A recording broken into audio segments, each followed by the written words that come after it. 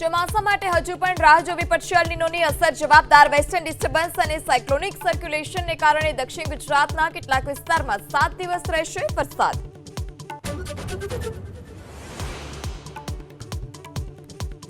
રાજકોટના ગોંડલ રોડ પર આવેલા બાળ સુરક્ષા ગૃહમાંથી 11 બાળકો ફરાર. ઉચ્ચ પોલીસ અધિકારીઓ પહોંચ્યા ઝોનલ ઓબ્ઝર્વેશન હોમમાં.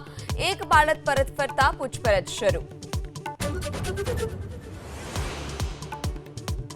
એલઆરડી પરીક્ષામાં અમદાવાદ પોલીસનું માનવીય અભિગમ. પરીક્ષાર્થીને સેન્ટર ન મળતા પરીક્ષાર્થી અટવાયો હતો. પોલીસે સમયસર સરકારી વાહનમાં પરીક્ષા સેન્ટર પર પહોંચાડી મદદ કરી.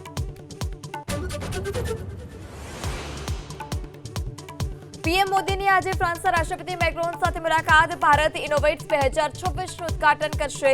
17 જૂને સાંજે 6 વાગે અમેરિકી રાષ્ટ્રપતિ ટ્રમ્પ સાથે પીએમ મોદી કરશે મુલાકાત.